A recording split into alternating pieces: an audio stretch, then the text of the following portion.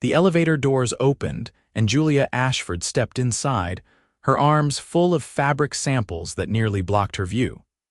She didn't see the tall man already standing there until she bumped directly into his chest, sending swatches of silk and cotton cascading across the polished floor. "I'm so sorry," she exclaimed, dropping to her knees to gather the mess. Strong hands joined hers, and she looked up to find herself staring into the most striking dark eyes she'd ever seen. The man was impeccably dressed in a tailored navy suit, his black hair perfectly styled, his features sharp and handsome in a way that made her breath catch. "No harm done," he said, his voice carrying a subtle accent she couldn't quite place. He handed her a stack of fabrics, his fingers briefly brushing hers. "You're in fashion, interior design, actually. These are for a client's penthouse." Julia stood, accepting the remaining samples. "I work for Meridian Design Group, 3rd floor. I know the company, excellent reputation." He pressed the button for the 20th floor, then looked at her questioningly. "Oh, 3, please." She studied him from the corner of her eye as the elevator began its ascent. Everything about him screamed wealth and power, from his custom suit to the elegant watch on his wrist. "Do you work in the building?" Something like that. His lips curved slightly. "I'm Lucas Grayson." The name meant nothing to her, and Julia was grateful for that. She'd grown tired of people trying to impress her with their credentials. "Julia, nice to meet you, even if it was a collision." "The best meetings often are," he said, and there was something warm in his tone that made her pulse quicken. The elevator chimed at her floor. "Perhaps we'll run into each other again, more carefully next time." She smiled as she stepped out, glancing back just before the doors closed. He was still watching her, and the intensity of his gaze sent a shiver down her spine. Julia didn't think much about the encounter until later that week when her boss, Patricia, called an emergency meeting. "We've been selected to pitch for the Grayson International Headquarters redesign," Patricia announced, her voice trembling with excitement. "This is massive.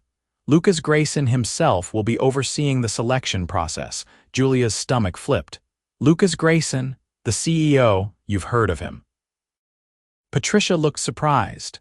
"Not until recently." Julia's mind raced. The man from the elevator was the CEO of one of the largest commercial real estate companies in the country, and she'd treated him like just another office worker. The presentation was scheduled for the following Monday. Julia spent the entire weekend preparing, her nerves fraying with each passing hour. She told herself it was professional anxiety, but she knew part of her nervousness came from the memory of those dark eyes and that almost smile. When Monday arrived, Julia walked into the conference room at Grayson International with her head held high. Lucas sat at the head of a long table, surrounded by executives. His expression was unreadable as she set up the presentation, though she could feel his attention on her. "Miss Ashford," he said, his voice formal, "please proceed." She launched into her pitch, her passion for design overriding her nervousness. She spoke about creating spaces that honored both function and beauty, about understanding that buildings weren't just structures but environments where people spent their lives. As she talked, she noticed Lucas leaning forward, his dark eyes intent. When she finished, the room fell silent. Then Lucas stood. "Thank you for your presentation. We'll be in touch." It was a dismissal, polite but final. Julia gathered her materials, disappointment heavy in her chest. She'd felt a connection in that elevator, something real and electric. Clearly, she'd been wrong. She was halfway to the door when Lucas spoke again. "Miss Ashford, could you stay for a moment?" Her heart hammered as the other executives filed out. When they were alone, Lucas walked around the desk, his expression softening. "That was an exceptional presentation. But I need to know if you can handle a project of this scale. Your portfolio is impressive, but this is different. This is 40 floors and a $10 million budget." Julia straightened her shoulders. "I can handle it. And if you check my references, you'll find that I've never missed a deadline or gone over budget." "I did check your references. They were glowing." He paused, studying her. "Have dinner with me tonight." The request caught her completely off guard. "Is that appropriate?" If we're going to have a business relationship, you don't have the job yet. Right now, we're just two people who met in an elevator." His smile was genuine this time, transforming his face from handsome to devastating. "I'd like to know you better, Julia." Not as a designer pitching to a CEO, but as a person. She knew she should say no. This was complicated and potentially messy, but when she looked at him, she saw something in his eyes that matched the flutter in her own chest. "Okay, but somewhere casual. I don't want this to feel like a business dinner. I know just the place." Lucas picked her up at 7 in a sleek black sedan, but instead of taking her to one of the city's upscale restaurants, he drove to a small Lebanese place tucked away in a neighborhood Julia rarely visited. The restaurant was warm and inviting, filled with the aroma of spices and grilled meat. "This is my favorite place in the city," Lucas said as they were seated. "It reminds me of home." "Where is home?" Julia asked, grateful to finally place his accent. "I was born in Beirut. My family moved to the States when I was 12, but we go back every year." He ordered in Arabic, his voice flowing with the language in a way that made her lean closer to listen. "My mother would disown me if I let my connection to our culture fade. That must be hard, balancing two worlds." "Sometimes, but it's also a gift. I see things from multiple perspectives." He poured her wine, his movements graceful. "What about you? You have an intensity when you talk about design. Where does that come from?" Julia found herself opening up in a way she rarely did, telling him about growing up in a small town in Ohio, about watching her mother struggle to make their tiny apartment feel like a home despite having no money. "She taught me that beauty matters, even when you're broke, maybe especially then. So I decided to create beautiful spaces for people. That's why your presentation stood out. You understand that design isn't about impressing people, it's about making them feel something." They talked for hours, the conversation flowing easily from work to family to dreams they'd never shared with anyone else. Julia learned that Lucas had built Grayson International from almost nothing, taking a small inheritance and turning it into an empire through sheer determination and smart risks. He learned that she was terrified of failing, of becoming invisible the way her mother had been. When Lucas drove her home, he walked her to her door. "I had a wonderful evening, Julia. Me too." She hesitated, then decided to be honest. "But I'm not sure what this is. Are you offering me the job? Is this dating? I need to know." "I'm asking you to trust the process. I'll make my decision about the project based on merit, but what's happening between us, that's separate. I want to see where this goes." He touched her cheek gently. "If you do too," she did. God help her, she really did. Over the next 2 weeks, they fell into a pattern. Lucas would call her every evening, and they'd talk for hours about everything and nothing. He sent her flowers at work, not roses but wildflowers that reminded her of fields back home. She sent him a book on architectural history that she'd mentioned in one of their conversations. They went on dates that felt stolen from time, moments carved out of their busy lives. He took her to a jazz club where the music was so soulful it made her eyes sting with tears. She dragged him to a flea market where they spent an afternoon hunting for vintage treasures, laughing as he haggled in 3 different languages. But they hadn't talked about their families, not really. And they definitely hadn't discussed the future beyond their next date. The call came on a Wednesday. Patricia burst into Julia's office, her face flushed with excitement. "You got it. Grayson International chose our pitch. They want you to lead the project." Julia should have been thrilled.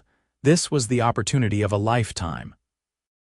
But all she could think was that Lucas had made this decision, and she didn't know if it was because of her work or because of what was growing between them. She called him immediately. "We need to talk." They met at a coffee shop near her office. Lucas looked tired, his suit jacket rumpled in a way that was uncharacteristic. "I know what you're going to say," he started. "Do you? Because I'm not sure I know myself." Julia wrapped her hands around her coffee cup.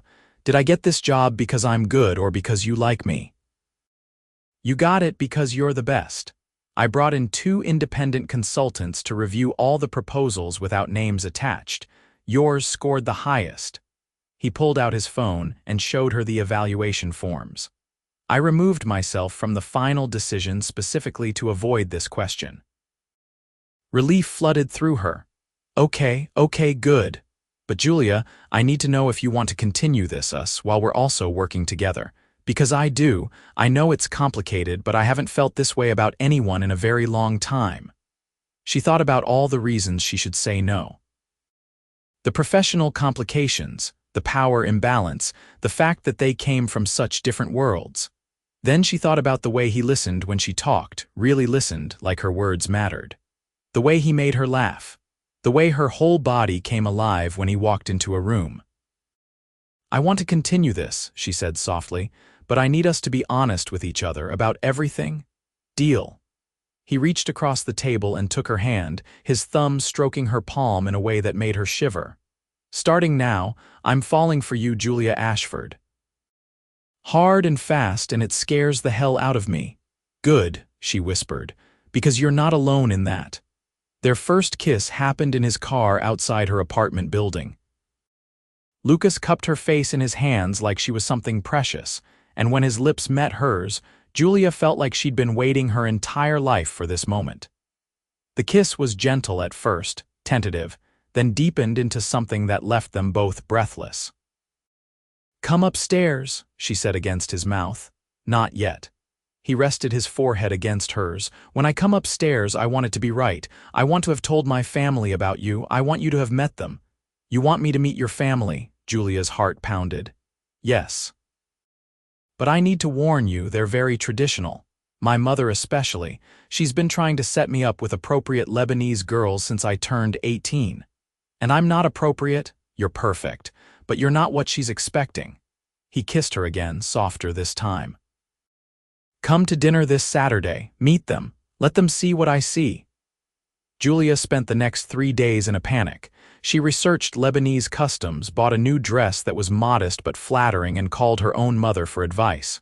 Just be yourself, honey, her mom said. If he loves you, his family will come around. We haven't said that word yet, Julia protested. You will. Saturday arrived too quickly. Lucas picked her up, and Julia noticed the tension in his shoulders as they drove to his parents' house in the suburbs. The house was beautiful, a large colonial with a meticulously maintained garden. Lucas's mother, Nadia, answered the door. She was elegant and formidable, her dark eyes assessing Julia in one sweeping glance. Welcome, she said in accented English. Please come in. The evening was painful. Nadia was polite but cold, asking pointed questions about Julia's background, her family, her career. Lucas's father, Karim, was warmer but clearly deferred to his wife's judgment. Lucas's younger sister, Layla, was the only one who seemed genuinely friendly, chatting with Julia about design and fashion. Over dinner, the tension reached a breaking point. So, Julia, Nadia said, Lucas tells us you are working on his building project. That is how you met. Actually, we met before that, in an elevator. How American, Nadia said, and it wasn't a compliment. Lucas, you know your cousin Rania is visiting next month. She's doing very well in her medical practice. Mother, Lucas said, his voice tight with warning. I'm just saying it would be nice for you to reconnect with family, with your culture. Julia felt her cheeks burn. She set down her fork carefully. Mrs. Grayson, I understand that I'm not what you envisioned for your son, but I care about Lucas deeply. I respect his culture, his family, and everything that's important to him. I'm not trying to take him away from any of that. You don't understand our ways, Nadia said sharply. You cannot. Maybe not completely, but I can try, I can learn. Julia's voice shook slightly. Love isn't about two people being identical. It's about choosing each other despite the differences. The word love hung in the air. Lucas reached for her hand under the table, gripping it tightly. We should go, he said quietly. In the car, Julia stared out the window, tears streaming silently down her face. Lucas pulled over abruptly and turned to her. I'm so sorry, she had no right to treat you that way. She's your mother, she wants what's best for you. You're what's best for me. He wiped her tears with his thumb. Julia, I love you. I should have said it before, but I'm saying it now. I love you and I don't care if it's fast or complicated or if my family approves. I choose you." She kissed him then, pouring everything she felt into it. "I love you too, so much it terrifies me." They went to her apartment that night, and everything that had been building between them finally broke free. Lucas was gentle and passionate, treating her body like something to be worshipped. They made love slowly, learning each other, and afterward they lay tangled together in her sheets. "What do we do now?" Julia asked, tracing patterns on his chest. "We keep going. We prove to everyone that this is real, but proving it was harder than either of them anticipated." At work, Julia threw herself into the Grayson International project, determined to show that she deserved the opportunity. She worked late nights, collaborated with contractors, solved problems as they arose. Lucas was supportive but careful to maintain professional boundaries at the office. Their relationship continued in stolen moments. Late dinners at his penthouse, weekend mornings in her bed, long phone calls when they were apart. Julia met his sister Layla for coffee and felt the first crack in the family's resistance. "I like you," Layla said bluntly. "You make my brother happy." "He's been married to work for so long, I was worried he'd forgotten how to actually live. Your mother hates me. She's scared. Lucas is her oldest son, her pride. She's afraid of losing him to someone she doesn't understand." Layla stirred her coffee thoughtfully. "Give her time. And maybe learn to make kibbeh, that's her weakness." Julia laughed despite herself. "I'll add it to my list of things to Google." The project was going well, ahead of schedule and under budget. Julia's design was transforming the Grayson International headquarters into something stunning, a blend of modern elegance and warm functionality. Lucas's business partners were impressed, and industry publications were already requesting tours. 4 months into their relationship, Julia finally invited Lucas to meet her mother. They drove to Ohio on a crisp autumn weekend, the trees ablaze with color. Julia was nervous, but for different reasons than Lucas had been. Her mother lived in a small apartment, and Julia worried Lucas would judge the modest surroundings. Instead, Lucas charmed her mother immediately. He insisted on taking them to dinner, listened attentively to her mother's stories, and when they returned to the apartment, he studied the family photos on the walls with genuine interest. "Your daughter is extraordinary," he told Julia's mother.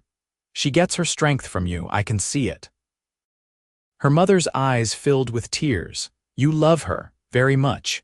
Then you have my blessing. Just promise you'll take care of her heart. It's more fragile than she lets on, I promise." That night in the hotel room they'd booked, Lucas pulled Julia close. "I want you to move in with me." "That's a big step." "I know, but I wake up without you and the day already feels wrong. I want to come home to you. I want to build a life with you." He kissed her forehead. "I want everything, Julia," she said yes. Moving in together was an adjustment. Lucas's penthouse was enormous, a showcase of wealth that initially intimidated Julia. But slowly, she made it theirs. She added warmth with textiles and art, created cozy spaces within the modern architecture.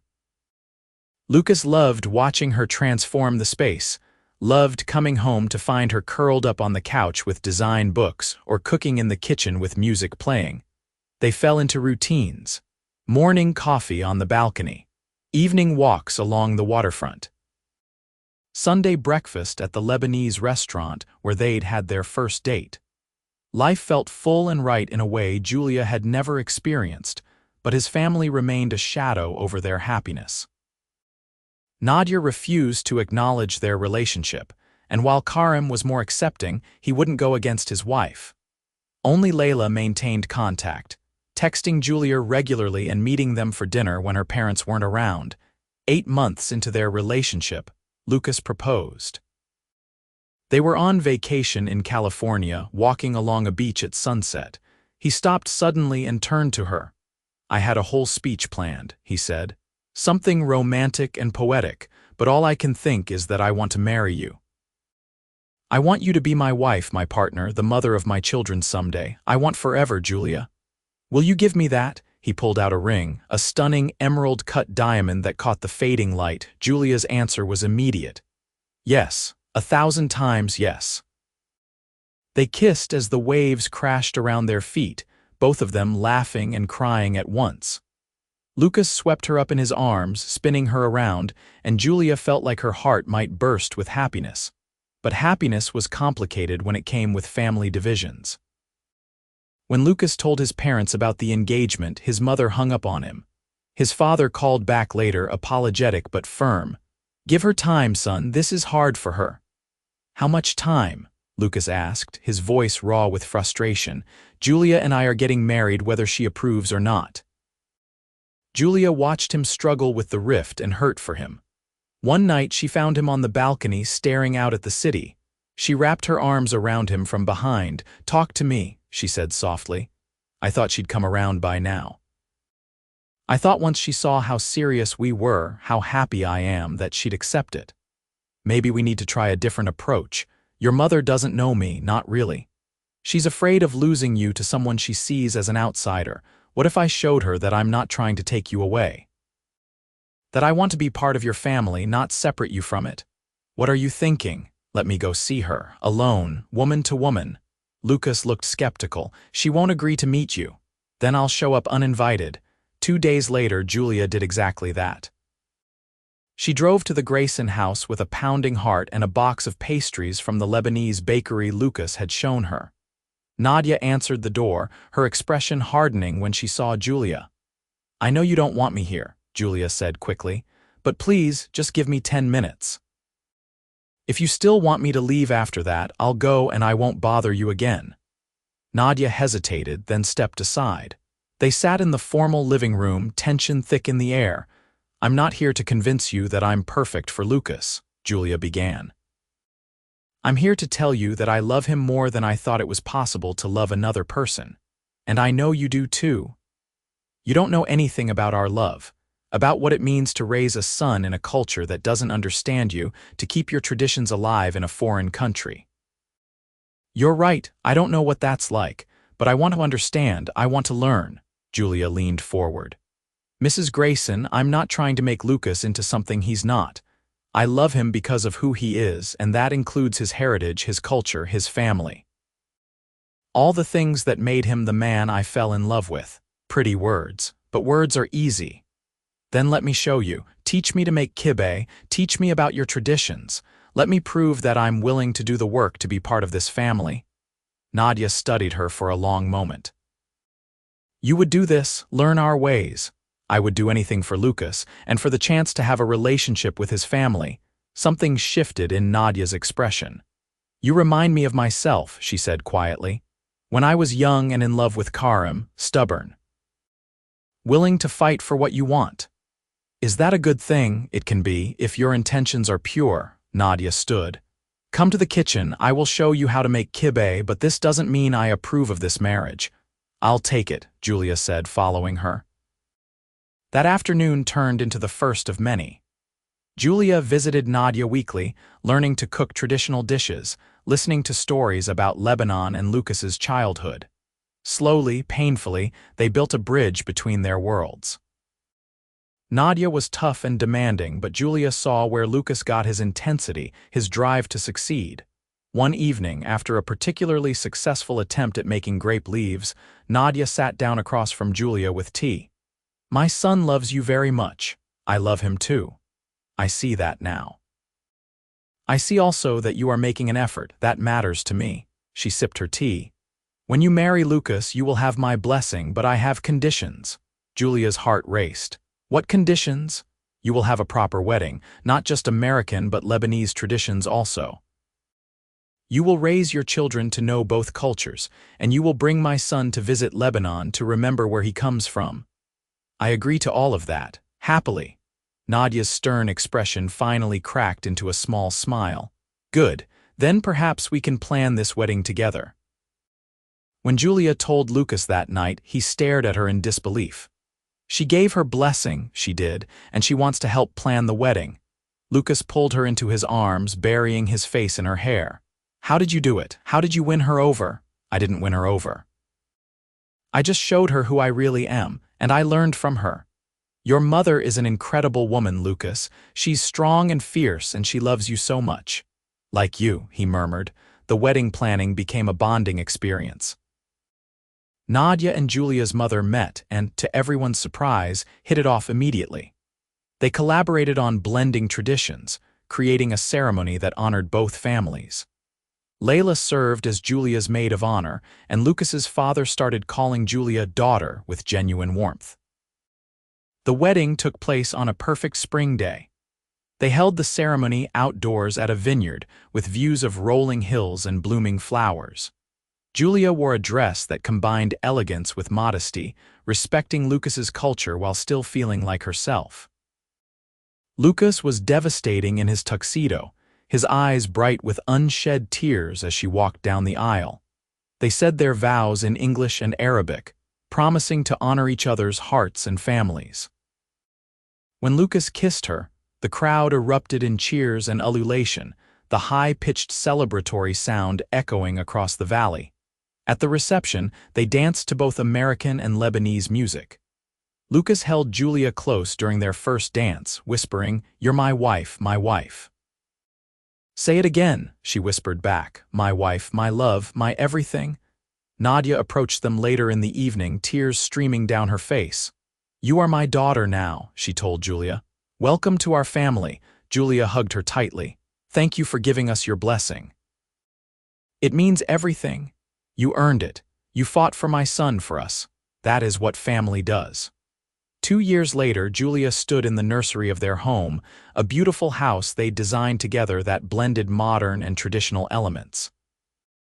She rocked their daughter, Layla Rose, named for Lucas's sister and Julia's grandmother. The baby had Lucas's dark eyes and Julia's smile, a perfect blend of their two worlds. Lucas came up behind her, wrapping his arms around both of them. "She's perfect," he whispered. "She is." Just like her mother, he kissed Julia's temple.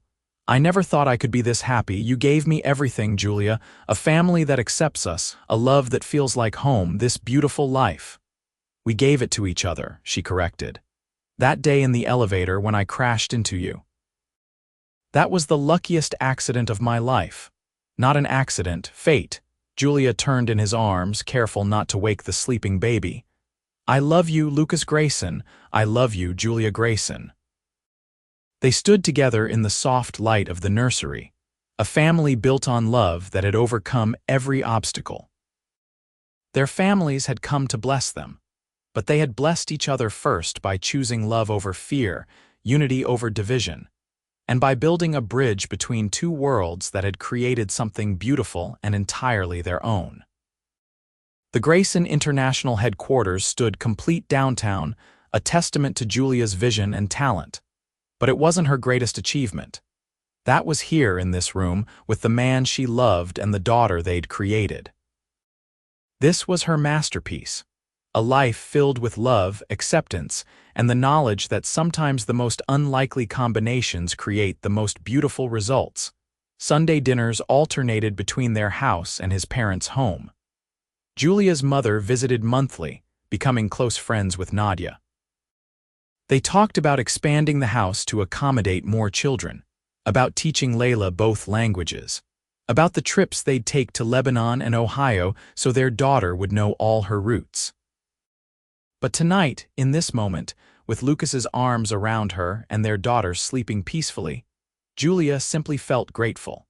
Grateful for an elevator collision that had changed everything.